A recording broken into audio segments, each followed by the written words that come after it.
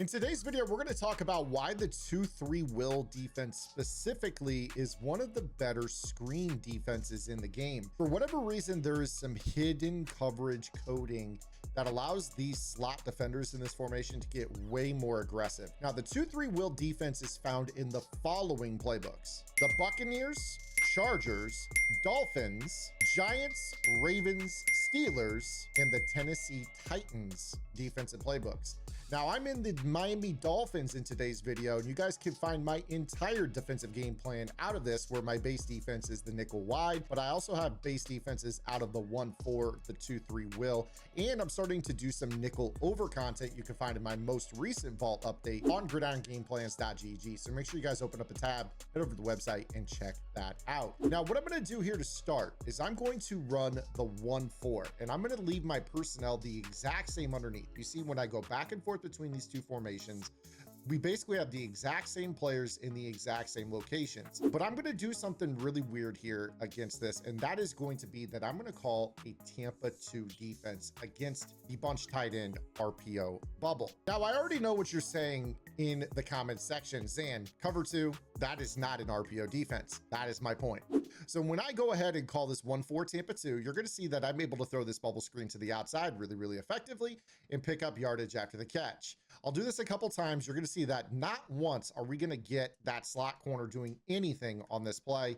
And from there, all we have to do is just make one guy miss, and we're going to be out for a touchdown. But we know that for sure this is going to be a play that you can pretty easily run and pick up easy yardage. But take a look at this, because you're going to start to notice something when I go into this 2-3 will defense and I run the exact same coverage. So we're going to call that Tampa 2 once again. Now we are in the Tampa 2 here, and what you're going to see is a completely different behavior by the slot corner on the left.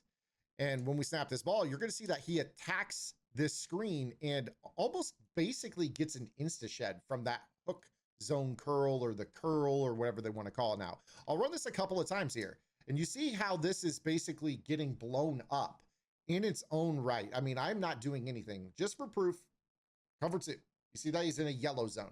Yellow zones don't stop screens, but for some reason in this formation, they are getting insta sheds to the outside. Now, of course, a lot of players will sit here and stare at this for a while. And if you do that, there is a chance that that's going to end up being intercepted. In fact, I actually have seen this intercepted by this player. Now, one thing that I will tell you right away will make your RPO defense better off the rip is an ability on top of that. And I wasn't going to really talk about it too much, but there's not a lot of defensive abilities in this game that are actually good. If you guys want to get sheds out of this defense, you can get them with anyone. In fact, I'll put in a player here momentarily that will help you.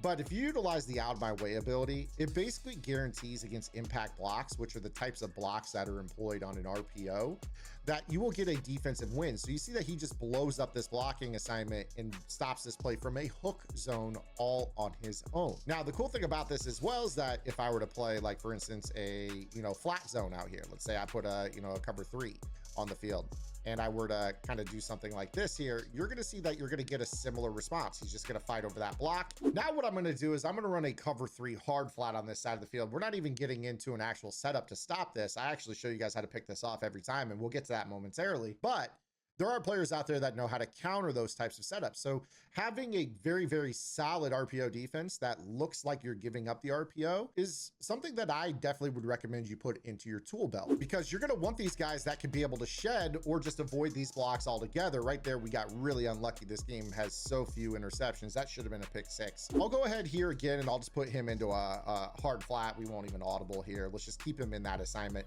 You're going to see that he basically is in a spot where he's able to instantly shed. I do think, for what it's worth though, that cover 2 hook curl, or just as it's called now, a curl, is super useful for stopping this RPO. I mean, look at the way he plays. There's the pick that I'm talking about right there on this. For whatever reason, this particular assignment is so good at attacking those slot blockers on bubble screens. Now, I want to go ahead and put in a different player here, because you're probably saying, well, Zan, it's probably that out my way ability, right? Well, not necessarily. So I'll throw Jalen Johnson over here. He does not have that ability, and I will call the exact same thing here. So now we're in that same defense, and I'm going to try to throw this bubble screen. And again, just look at how Jalen is basically shedding off of that and tackling this on his own. This is actually so nice to have in your back pocket as a defense, just because, you know, you're not always going to be in a situation where you can just set up the counter. As we know, the counter to this is to basically put a guy into a hard flat, line him up over the inside guy, and then just move someone else out wide. This completely changes the targeting, so that way you have a guy that can break on this and make this interception. Now, again, you definitely want these adjustments in your back pocket, but when your opponents are flipping and using conductor glitches and quick snapping you a bunch, it's kind of hard to deal with from time to time. So just having this in your arsenal where you could be like, all right, well, my opponent is going to flip their, you know, their bunch or whatever. And now you could just have that curl zone over there. So that way, when your opponent flips, you could just be like, all right, well, I know what I'm doing. I'm going to flip my play here and we'll kind of rock the same way with it. You snap the ball and you see that guy attack. He actually blew up the block so bad there that it actually didn't help us. But again, the point you're seeing is that he engages and discards that block every single time. Now, of course, if your guy's taking himself out of the play when he's blowing that up, you know, maybe you get rid of the out of my way ability. But in general, this is a really interesting dynamic that a lot of players aren't even aware that it really exists. Now, knowing that for whatever reason, this 2-3 will cover 2 is really glitchy, is there something that's causing it to be that way? So let's go back and investigate. You see right here, when we have it lined up like this with the mid read right next to the curl feels more aggressive and it attacks the line and tries to shed. Now right there, that's where that out of my way would be better. But for whatever reason, when I was in the 1-4, or what I could do here is flip this, where now we have it kind of lined up like this. Again, you still see the mid read next to that guy, but for whatever reason on that particular look, now all of a sudden my curl didn't attack that blocker. So is there something about having the mid read next to the curl zone? But can we replicate this is the real question. So let's go into like a different formation, like the nickel over, for instance. If we were to call a Tampa 2 right here, again, the same coverage call, we have the curl next to the mid read. Will this player attack? And you see that, no, in fact, he really doesn't there.